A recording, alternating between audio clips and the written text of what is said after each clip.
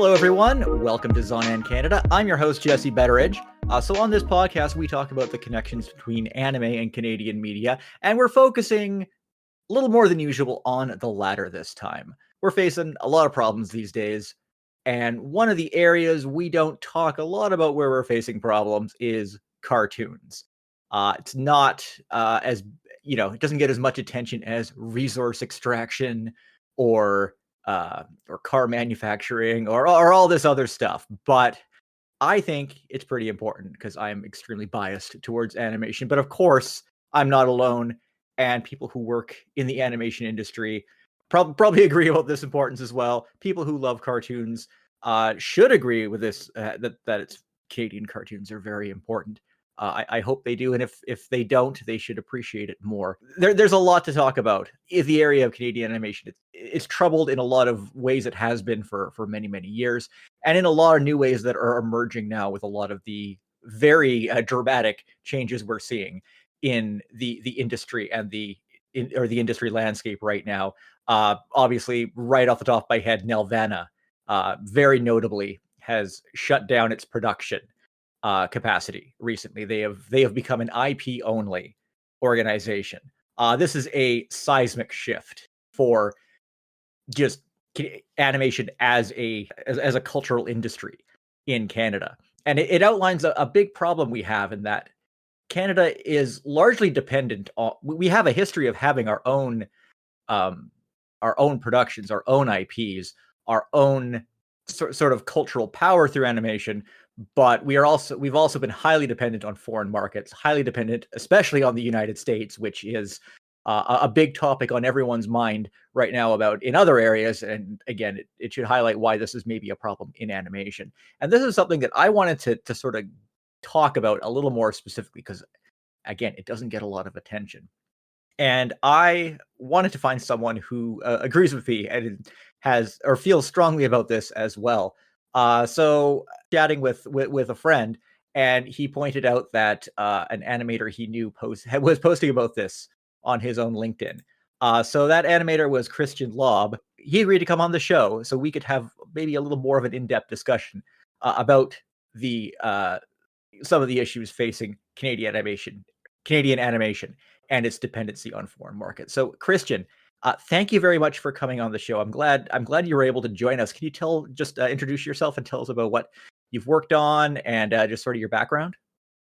Yeah, thanks, Jesse. I am an animation artist of about 10 years. I work predominantly in the design department. So I've done design work for My Little Pony and Carmen Sandiego on Netflix, and more recently, a lot of the new Snoopy stuff that's on Apple TV. I do background art, background painting, character design, prop design, just pretty much anything in the design department. And you're a freelance, but you have done a lot of work for Wildbrain Studios specifically. That's who has worked on most of those. That's right. Yeah, right? I am technically their employee. You are an employee. Okay. Yeah. So many people are freelance, and I can't keep track of how. Because Wildbrain does contract. Freelancers as well. So yeah, it could be both. Yeah, so you are an employee at Wildbrain. I guess that good thing to disclose. And yeah, so you've worked on a number of shows. Notably, they are foreign IPs, and they have been largely funded by foreign entities as well. So that says a lot. And on the topic of Wildbrain, and this is probably something maybe you won't want to talk about too much or can't talk about too much, but another big thing that has happened in addition to Nelvana closing down its production side is that Wildbrain Studios is formerly DHX. They are the owners of Family Channel, and the Family Channel suite of television stations is set to shut down in October 2025 after many decades. Wildbrain Studios and all of its previous iterations have been built on a foundation of being a broadcast company, and they've under that banner they've grown into production, and through a lot of mergers and acquisitions, Mhm. became a company that does a lot of production and does broadcast as well. And they are now cutting off that broadcast aspect. And there are big implications for that, because by no longer being tethered to Canadian broadcast, they are no longer restricted by foreign ownership rules. So they can actually have more foreign money flowing through them. And I mean, this is certainly a strategic move. And it also highlights what studios have to do in order to keep things going. And it also kind of highlights how a lot of the Canadian industry is very, very tethered to television, and not just television in general, specifically pay television. In my opinion, a lot of the industry has kind of painted itself into a corner and tied itself to broadcast, or sorry, to pay television. And this is why streaming is sort of disrupting that in really radical ways.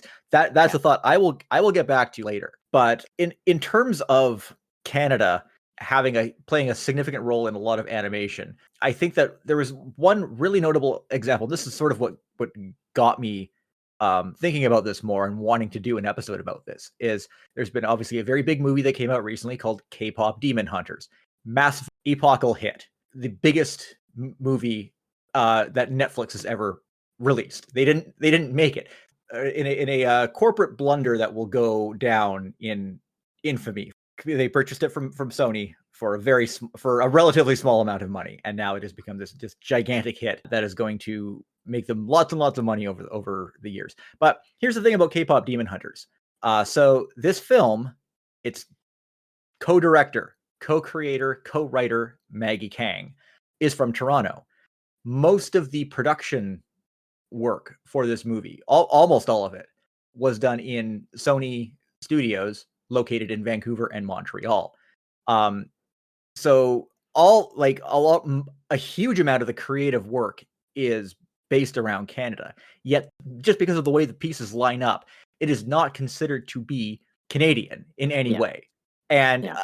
I've noticed that just even in the media, there's been lots of puff pieces out from CBC, from Globe and Mail, CTV, Toronto Star, all talking about Maggie Kang, all talking about how she's from Toronto. She hit it big with this big hit. Isn't it amazing? But none of our great journalists, our great journalism organizations are stopping to ask, hey, this person is from Canada. All this production for this movie, most of the creative work for this movie was done in Canada. Why is all of the money, all of the cultural currency, all of the soft power that a film like K-pop Demon Hunters generates is all running through the United States and not Canada? People don't for a second even associate this film with Canada, despite the fact Right. that all the labor is done here. Most of Yeah. the creative work is run through here in some way. And why is it playing out this way? And like, we know why, because the money, the producers, the people who move the wheels on this, it's all based in the United States. So that's where everything is funneled through ultimately. But it's still really disappointing to me that in this era now, where we're talking about trying to separate our economy from the United States, trying to have these nation building projects that are all based in like resource extraction and stuff, nobody's stopping to ask, well, why isn't this happening with our media? Why isn't this happening with our Yeah. Totally. our productions that are made here? Why aren't we trying to reduce our dependency on the United States? And animation is a huge area for that. And Kristian, I want to know, you brought this up on I think your LinkedIn, and Yes. that you want to bring more attention to our dependency. So, what how do we start? What has been your experience that has sort of led you to want to bring more attention to this, just from your experience working in the industry? I mean, I think I always imagined that when I worked in animation that I would be working on um like original ideas, I guess, and and yes, like people that, like live in Canada, directing their own cartoons like we see in the States. That's how I grew up as well. Like that's the type of cartoons that I watched were all in the 90s, like Mhm. during the heyday of animation, were all like really cool, unique ideas. and a lot of them were made in Canada by Canadians, and that kind of stopped happening like as I entered the animation industry. And that's not to say I don't love my job. I really do, but I want to be a part of that. I want to be a part of like making these like cool, unique things that are also like uniquely Canadian. And there's just not really anywhere to do that. Like there are, but they're much smaller and harder to come by. And certainly very, now, very much. oh Like yeah, you look back in the last 20 years ago, between like 15 to 20 years ago, and there's lots of examples where there were Canadian productions that people could point to and say, this is Canadian. This is the kinds of major IPs, or even just studios adopting IPs and making even if it was a foreign IP, they could still build it into something that has cultural value for Canada, something that can again generate this kind of, as like I keep saying, soft power, which is something that we're lacking in our media now, or whenever we have it in our media, we can't seem to build it up enough to be substantial. yeah. And we're kind of suffering for it. Like you look back, Nelvana, of course, they didn't have very many original IPs, but there was countless things that they worked with, like Care Bears, Beetlejuice, so many things over the years that again, people associated with them and with Canada. You have Teletoon and Elliott Animation with Total Drama Island. That was a huge weird deal for a few years, where Total Drama Island was this huge hit in the United States, and like it was extremely Canadian. People knew it was Canadian. They recognized it as Canadian. They were saying, "Oh wow, isn't Canada making such great shows?" And it was just because Cartoon Network itself was kind of in the shitter at that time, and it was a very brief period where our stuff was looking better than theirs. And then of course Mainframe with Reboot and Beast Wars and Shadow Raiders. Again, Beast Wars and Shadow Raiders are not Canadian IPs. They were just sort of working with these foreign IPs, but they still made something that people recognize as being from this studio in Canada, and wasn't. And of course, it's it's a complete fantasy, or it's a it's just a complete fantasy scenario that is not going to be attached to any specific country. So you can't look at this production and say this is this is set at unspecified period, right? Yeah, back in time for the most part, with robots from the future. So that also is a good thing to highlight with K-pop Demon Hunters, is that another reason why it's sort of frustrating that it can't be recognized as Canadian is that there's nothing really specifically American about the film. It's set in Korea. It's Korea from a Western lens for the most part. Obviously there's a lot to unpack with that, but it's no more American than Canadian in that regard. I would say that the most American part of the film is probably the voice cast. But when you remove that, you ignore who paid for it and everything. It's just like there's really nothing that makes this movie more American than Canadian. Right. Yeah. That's not a new thing either. That happens a lot to Canada. we help a lot, and we assist a lot in other animation productions, but we just are not really recognized. We're sort of the outsource, a lot of the time, and that's not really doesn't get the same recognition, I guess, as where it originated. And so, and this is definitely something you feel has gotten worse in recent years. Do you have like any thoughts on why? I mean, there's a lot of reasons, but is there anything that you can pinpoint as to why this has maybe gotten worse? I'm not sure, to be honest. I mean, I guess like I would assume the obvious answer is some sort of like economic factor. There's just not a lot of money going into investing in like Canadian media and Canadian arts and animation, or like less than perhaps in the past, and maybe in the 90s and the 80s. And that's sort of how I feel like, as somebody that works in animation. Like it's, I don't know, like I would like to see that come back. I mean, a lot of it's regulatory, like I was kind of suggesting before. Yeah, we had I mean, there's just been so many ways we've sort of used regulation and restricted government ownership and broadcast quotas to try and encourage production. And people scoffed at a lot of these things at the time, but they honestly really were effective for the most part.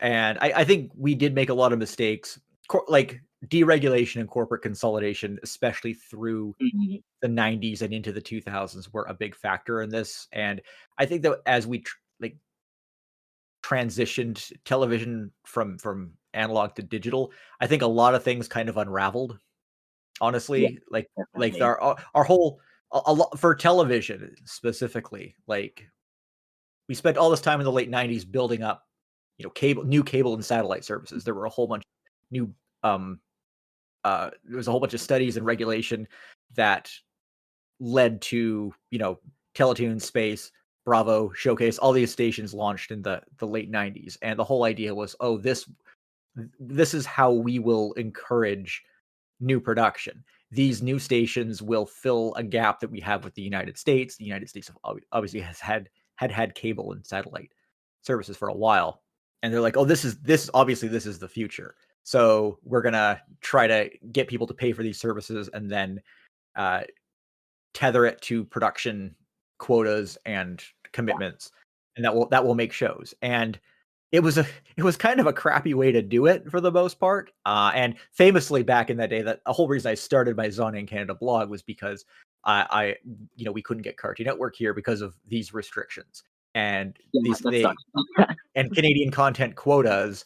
And it's just like, oh, that means we're getting less anime on the air. And it was partially true, but there's all sorts of other stuff going on with that. But yeah, Yep. it's just, it's a Yeah. trade-off in the Yeah. end. And yeah, you don't know what you got till you lose it, really. And we Yeah. have lost a lot of that over the years. And the problem is that people are now moving away from cable and satellite, which is understandable because that entire uh, system is broken.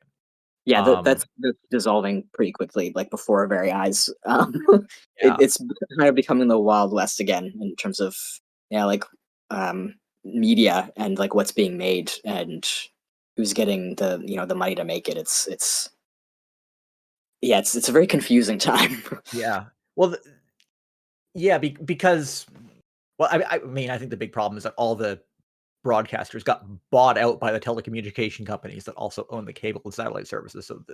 So the carriage of cable and satellite services just sort of it became a giant scam because they're just like, oh, well, we'll have all this money funneling through here by forcing people to carry all these channels put in this complex set of packages that they have to pay for. And you'll have a bunch of useless channels in there, and we'll just like stack everything and have the Yeah, money flow yeah. in in a very questionable way. And they're still doing that to a degree. Oh yeah, I no, mean, that's the best. yeah, in addition to like Family Channel shutting down a bunch of channels, Chorus, Chorus is like the worst example of this right now because they bought out Shaw or Shaw Media, and what was supposed to be kind of a straightforward merger on the quasi Shaw ownership. They don't actually own Chorus, but it was kind of a consolidation that went wrong because they racked up all this debt. They have like $1 billion in debt now. And they we're sort of seeing the whole scam of carriage is kind of playing out now. And it is a little funny. I see a lot of people mourning the loss of Disney XD and Nickelodeon Canada and all these channels that I don't think anybody was actually watching, but people were paying for because they were included in cable Yeah, packages. And it's yeah. just like, yeah, maybe they had some staffing losses from those. I think that it would probably be pretty minimal because Chorus staff is from what I understand, they're spread pretty thin, usually handling a bunch of different channels. You don't Most of the channels don't have a dedicated staff. So we're seeing this unravel, and the big problem is that we put too much of an expectation for this in the future in the 90s. That's my thought on that. That's my rant on that. I think we should have been developing a Freeview system like they have in the UK and Australia. That's my opinion. But I mean, I think you're more educated about this than I am, to be honest. Like, yeah, I'm like that. this is what I'm a giant nerd for, and I can rant about Exactly. it Yeah. So forever. like hell yeah, dude. but that's a kind of a dumbed down, but and also very biased perspective on the situation. There's way more to it than what I'm talking about here. But yeah, so the big thing is that now we have streaming because everything became a giant mess. Now streaming came in and it's disrupted television, pay television in Canada, because all television in Canada is pay television now because we ruined broadcasting. And this is what's also happening in the States is that a big reason the companies rush out of broadcasting and into streaming is because it's an opportunity for deregulation. They can escape all the regulations that have plagued broadcasting. And essentially the same thing is happening in Canada, but it compared to the US and many other countries, I think it's a steeper fall into lawlessness just because it was more regulated here to begin with. So they're going from this highly regulated environment into a total Wild West, like you said. Yeah. And of course breaking and being able to break off from Canadian ownership and broadcast regulations. It's sort of enabling this. And so far the regulations that are being introduced here, they're still sort of getting off the ground, and it's hard to say if they're going to make a difference for this kind of thing. And a lot of the regulations are at risk of just being canceled too after being debated for so long. I mean, we'll see how the politics play out with that, but still the importance of our own homegrown productions and the potential soft power and influence of that, it's being downplayed so much just Yeah. in the greater politics. I really care about this a lot. Like, I really think it's really important for Canada to have an identity when it comes to the media that it produces. Yeah. Like, there's certainly no shortage of talented people here. Like, people come to Canada to get educated. It's depressing to me. It's sad to see, like, my friends and my colleagues leave. Like, that I've had people leave. Well, that's the other thing I wanted to ask about. So when they leave, are they going to the States? Is this is it always brain drain, or are they just leaving the industry entirely? I mean, I guess these are both problems that would be happening. That is true. Yeah. I predominantly see people go to the States. Yeah. People that I went to school with and people that I worked with. And is that going to California, basically? Yeah, you think California is it, and I mean, this is always a problem in Canada. Is it? Would you say this has changed at all in the last few years? Is it something that's been getting worse or better, or is it just something that's just kind of always there, always the threat of brain drain? I guess I would say it's sort of sustained. I haven't really noticed it getting better or worse necessarily. But I guess like that still kind of remains sort of like the go-to place to make it, I guess you could say, in animation. To be part of like the more popular stuff that's being made is to sort of go down there. And I mean, have you talked to people about why they do it? Do you have any idea what could keep people from going to the States? Is it just a matter of pay? Is it a matter of like creative freedom? I would say it's both of those things. Yeah, like I really don't blame people at all for doing that. Like I think it's kind of the correct thing to do, to be honest, which is the problem, right? Like that's the root of the problem, is that we don't have like those kinds of opportunities here, and we should. People see it that way. It's like the goal, the thing to do is to make it in the States. Is that still very much I know it's been a lot of people have that mentality in the I think so. Like from my industry here. perspective, anyway. Yeah, like that's where the more popular and the more considered to be higher quality stuff gets made. Basically, is California mostly. Like people want to work at, Cartoon Network. That's not around anymore, but like stuff like that. Like it's just Disney. Like all the big famous studios where they are like well known for making high quality stuff. That's our best artists. That's where they want to go. Do you ever?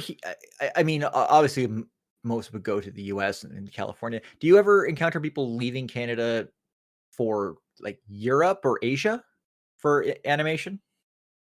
I haven't known anybody personally. I've only known people personally going to the States. But I would imagine that people do. Like Ireland has a really substantial and really Yeah. cool animation industry. And France, obviously, like Gobelins. I'm not sure if I'm saying that right, but the very Mhm. well known, highly acclaimed animation school. And France as well, just in general, has a cool art scene and animation scene. So I would imagine that does happen. Like I think that would be attractive to people as well. Yeah, the other thing I wanted to point out is that I found, and stop me if you don't agree or if it's a bad comparison, but I think we're really similar to South Korea, which notably has like a really massive animation industry with many, many creative people who do some of the best animation in the entire world, and for the most part, they remain entirely submissive to other countries. They really struggle to get domestic production off the ground there, which is weird because they got webtoons there. I mean Right. that's a cultural force, and yet when webtoons get adapted into animation, it's you don't really see Korean studios picking that up. It's always done through Japanese studios, Mm. or Japanese studios will pick it up and then they'll outsource it all to Korea. That seems to be more how it works. Yeah, that does sound like it's pretty similar to the Canadian animation industry. Because I mean, the other thing is that they do produce some of their local stuff there, but it's pretty much all stuff for young children, which is very valuable and very exportable. But it just doesn't have the same kind of Yeah, I see what you're saying. Like, brandable, yes, yeah, sort of influential. People don't. yeah, influential for It, sure. it, it doesn't inspire Yes, things in people. It doesn't. I mean, I guess it just doesn't sell dreams the way that yeah. maybe animation in the U.S. or Japan does. Is that a good way of putting it? Selling dreams? I don't know. Um, but yeah, it's just Inspiring is definitely the word. Yeah, like that's how yeah. it feels. Yeah, Yeah, and it's just for whatever reason they've become so dependent on outside markets to outsource to them and to actually get productions off the ground that it, they just can't, even though all the pieces are there in Korea, because they do have a lot of pop culture. Has exports have been growing immensely over the past few decades with webtoons, with K-pop, all these things, all the things that are reflected in K-pop Demon Hunters, and made that a Western cultural success. You still don't really have names there, or when you have names, there are people who are going to Japan to get work, like it's like Sung-Hoo Park of Tower of God and Jujutsu Kaisen and Ninja Kamui on Adult Swim. right. Yeah, I find it interesting that that situation can also be, or that you can also frame Korea that way. But it also, I don't know. I find when I think of it that way, it robs me of hope because if Korea can't break away from being like more of a service country, for animation, like, does Canada have any hope? I don't know. Do you think Canada has any hope? Do you think I we do. we Yeah, can do this? I think so. I think it's just sort of like making people more aware of the importance of, I guess, like animation in general, and of like the health of like our country, which sounds kind of dramatic, but No, there's a it's lot of it's a people here that yeah. that work in animation that are creative people, and I think we'll just be like a stronger, better country if we can keep people here, with like these ideas and the skills to make this stuff. Um, it'll just kind of help create a more cohesive Canada, Yeah. um, and happier people. Like I said, like I really like my job.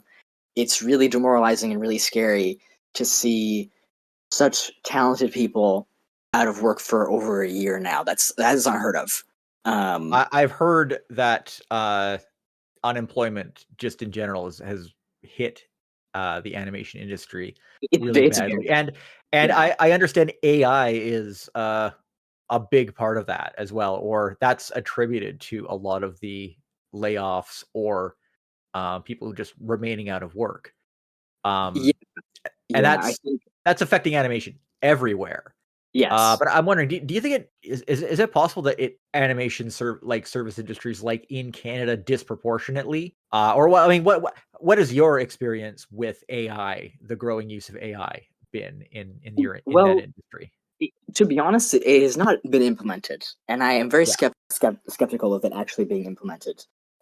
In like the way that it is being described, as it's a little yeah, bit overselling what it can Al- actually do. almost like it's a huge scam. Yeah, exactly. Yeah. So I think AI has definitely affected um, the job market, but it's affected in this really annoying way in that it's not actually physically taking jobs. It's just people really want it to because they Yeah. want it to be cheaper to produce this stuff. So there's just this sort of holdback right now on like things being made because like, well, maybe AI can, I don't know, and create a cartoon entirely from the ground up. Let's find out. And in the meantime, we're not going to hire anybody. Like we're not going to make anything Oh, until we okay. can All right. really figure that out and really like try to make that happen. Not to say that there aren't uses for AI or that we haven't been using forms of AI for many, many years. We But just yeah, didn't certainly think of there it the are. same Yeah. way.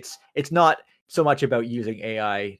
The problem isn't so much about using AI to try and streamline labor that's too repetitive or detailed for humans Yeah. to Like I physically would do say like properly. It's the threat of um trying to use generative AI to just replace exactly. creative staff Just entirely. replace wholesale the entire Yeah. human aspect of making something is like a little horrifying and like really a weird thing to want. But yeah, but like exactly like you said, like things that you would maybe call AI now have existed in animation for like a long time, as since like computer animation became a thing, basically. Yeah. Like, um, Brave was famous for pioneering the like hair physics on Merida, and I don't know, like you can kind of call that AI. Like it's an animator didn't have to painstakingly animate each individual curl. That would be crazy. Yeah. So that's certainly really cool and helpful. But yeah, like this, what it's sort of being described as what it can do right now is troubling. Yeah. Well, I would say the problem in Canada is that because we're an outsourced market. I mean, I think that at least from like executive perspective, it's just like, oh, well, we don't have to outsource this to another market if Exactly. we could just Yeah, get I AI I to was do that thinking part. yeah, yeah. And I've heard of a Um, lot of maybe this doesn't happen so much anymore. Maybe this was something more, a few years ago or a decade ago, but there's a lot of there's a lot of animation productions done in largely in Canada where the Canadian animation staff doesn't even get credited. It's just the studio gets one mention in the credits, but none of the individual animators. yeah, that's exactly like that's what I would be worried about when it comes to sort of being like the predominantly the place where people go to sort of do like the grunt work, I guess, what they consider to be the grunt work, sort of, like the stuff that they don't want to do, or like they can get it done more cheaply here. That will certainly be what is at the forefront of people's minds when it comes to you know cutting that off. Basically, like that's superfluous and expensive, and if they can just automate that, then they'll try to do that. I don't think that's possible. Again, like I think that's also underestimating what we do here and what goes into like the work we do when we outsource. Um, but that is attractive for the people that are responsible for the budget, basically. But things are still in a real state of flux, though, because we're now in a position where so much of the industry is just being dictated by streaming services that are projecting themselves as being international, but are all based in the United States, which is Yeah. just increasingly precarious. A lot of the fixation has been on sort of the children's market in Canada kind of collapsing due to all these channels being shut down, whether they're from Wildbrain or from Chorus or whatever. I mean, it's a valid concern. It's not to say that kids aren't watching those channels, because I think more people use cable and satellite than we realize. But there's still lots of venues for kids to find content, regardless of how it's being produced. A lot like there's still a lot of kid stuff being made. However, animation for adults continues to be a real struggle. This is something I've noticed has been the US has been getting increasingly successful at, is actually Yeah. making good non-comedy shows for kids. We've had things like Yeah. from Adult Swim, we've seen things like Common Side Effects or Primal. And then Netflix has been doing all kinds of stuff that has really broken away from what we traditionally expect from adult animation. And like it seems that every effort, this is where the Canadian industry really struggles. Like Chorus, I mean, a while back we had the creators of Psychops on, um, and it's just like the struggle to get that show made with the number of episodes that it made. It was like it seemed to be insurmountable for Chorus to get that done. And then like the French side of stuff, they keep trying and trying to get shows out. The quality is usually very low on them. You know, it's definitely more of a struggle. Do you think that there's what's your take on the struggle to create adult animation? Do you think this is something that we have any hope of improving in Canada? Yeah, I mean, I think I'll always say yes to like if is there hope. I think I think there is for sure. Like I think we have the ability to do that. I don't know. Not sure why it's been such a struggle for Canada. I would really that would be so cool. Like I don't know. Like Over the Garden Wall is one of my favorite cartoons. I think that's a really I mean, it is a kid show, but it's a good example of the kind of thing that we can't seem to make here. Like we just can't. yeah, we really do like we mostly do preschool stuff. Yeah. And yeah, and there's just I don't know, there's just more to animation than that. Like animation, it's a medium, and I think we focused more on like kids shows and also like toyetic stuff, like selling products that go with the cartoon, and not so much what animation is by itself and like what it can be, what that is just in and of itself. Yeah. Again, it goes back to just not recognizing the potential of animation as I agree. soft power. And I mean, I'm saying this even compared to other forms of Canadian film and television, which have common struggles and some of their own unique struggles. But I mean, if we're trying to do nation building here in Canada, I think you really need to understand the potential of these things, and people need to see that Canada has all of the elements to kind of make this thing come together if the opportunities are created. And I think Yeah. I know that you have some ideas on how people can raise a more awareness of this. I do think that these solutions are very much going to be regulation based and trying to find new ways of not only generating revenue but creating incentive to create the or us to allow the creative freedom Yeah. to make Yeah. to make good things. And when you started talking about this, you were urging people to write to certain organizations or bring up certain points. And I want to know what you feel like.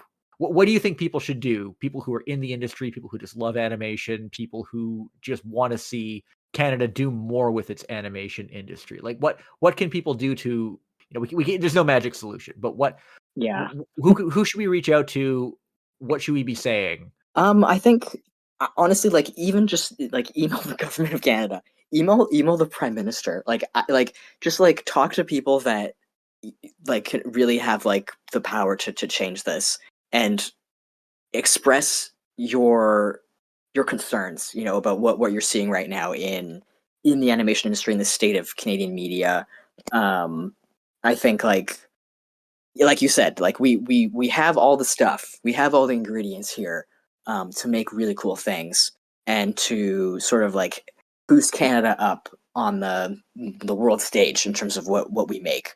And yeah, like I think if more people were even aware that was something that was even possible, or that was we're struggling with that right now, because I think maybe people don't even really notice that. I think that'll really help, like to just like talk more about it, talk to your friends about it, your family about it, and yeah, and certainly also like get into contact with people that can sort of, and organizations that are responsible for media production in Canada and regulation and just like I think anything will help, because I think that's the problem right now, is that it's not really sort of in the forefront of people's minds. And I understand, like you said in the beginning of the podcast, like there's a lot of things going on in the world right now, and cartoons seems like not really that important. Seems kind of frivolous, but I don't agree. I don't think that that's true. I think that cartoons are stories, and there's a lot of stories to tell that haven't been told yet. And you kind of laughed at the idea of writing the prime minister, but this is certainly something to write your elected officials Yeah, about. no, legit. Yeah, Like I chase my MP, I chase that guy down constantly, and a piece of my mind and tell him we got like this. You got to do this. You gotta tell the other ministers to do this. Tell this guy this and everything. Like everyone should do that, and everyone should make the issue of how we can how things will frame everything in terms of how it will benefit Canadian sovereignty. It's very important, and you have to make the idea that animation is something that can help Canada's sovereignty. Yeah. Make people not see that as ridiculous. We have to sell that idea, and I think you also recommended reaching out even to the organizations we know kind of can help with this, that are able to put money, like Telefilm Canada, Canadian Media Fund, National Film Board, all those guys. These are all resources that are there and could be utilized better. Again, there is money, there is talent, there are creatives who haven't abandoned the country. If things can line up properly, we can make amazing stuff, but just the things aren't lining up properly because I don't think that we understand the potential. And again, I keep going back to K-pop Demon Hunters. I think that is a really good way to illustrate the potential, because if they again, we made that. So much of that is Canadian, and if things lined up a little differently, that could be a Canadian film that people associate with Canada. Yeah, But for sure. unfortunately, it just isn't. Yeah, that exactly. That's the thing. I think, a lot of it also comes from just cartoons not being an animation, not being taken seriously, and art in general. I think that's something that's like a larger discussion, I guess. But it's troubling. I think that not enough people appreciate art, and I think that's why AI generated imaging is sort of what it is now, because people kind of don't really care. That is a critical point. We just, in Canada, people don't care about art. It's just simple. You go, I'm not saying that, countries in Europe and Asia are less susceptible to AI, but I think there is an appreciation. Many of those countries have people, the average person, there's a greater appreciation for art. And that leads into people appreciating animation. It leads to comics being mainstream, and that feeding into animation industries, being like France being able to make, animated films for adults. That gain traction internationally. It feeds the anime industry in Japan, of course. It's just little things in the everyday perspective of people make a big difference in that way. This is, I think now is the moment to do that. I think now is the moment to start, thinking about that. Yeah, this is something that Hervé Bedard, when the executive producer of Cyber 6, when I had him on this show last year.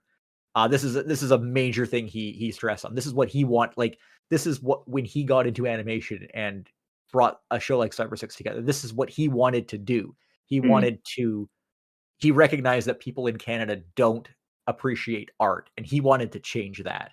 And I think if you can get, more things like Cyber 6 off the ground, that is the kind of show that doesn't, it not only increases the profile of your country internationally, but if you make good art, it will change people's minds about art too. Absolutely. So you have to have, you got to start somewhere, and you got to just have enough faith in an idea to fund it and get it off the ground, and it can gain traction. or it can completely fall apart like Cyber 6 did. But Which is really unfortunate. Cyber 6 is freaking awesome. it's one of the best shows ever. Yeah, for real. It has some writing issues, but it's still one of the best shows ever. So good, yeah. But it also shows you got to take risks too, and the risks won't always pay that's the off. thing. But if they pay off, if they do pay off, it could be incredible. Yeah. Kristian, before I let you go, I mean, off the top of your head, what are some of your favorite Canadian animated shows that you've enjoyed in your life on Earth?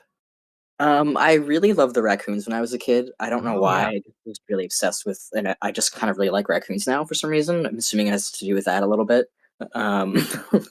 And I mean, like Cyber 6 was one, obviously, that especially like my age group, that was super cool to me when I was in high school. And Reboot as well, I was obsessed with.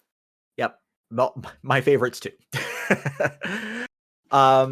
All right, Kristian, thanks so much for coming on. Where can people find you online? Is there anything you're working on that you probably can't, if there's anything you're working on, you probably can't talk about it. Is there anything you've done recently you can bring attention to? Where can people find you online or see some of your work? Yeah, I have a website. Do you want me to like say it, or else? Yeah, no, go ahead. Say whatever as well as you can. I'll include links and stuff in the show notes too. My website's chimera.art, and that's where my portfolio stuff is, like my personal artwork and some of my work for studios as well is on there. And my LinkedIn, that's pretty much it. I've kind of a small like online presence. Great. And you can reach me on Blue Sky at jbetteridge, or email zonandcanada@gmail.com. The theme song is by Ultraclystron and can be found on his album Packet Flood, which you can find at ultraclystron.com. Please subscribe to the show on Apple Podcasts, YouTube Music, Spotify, or your podcast app of choice, and I'll see you again.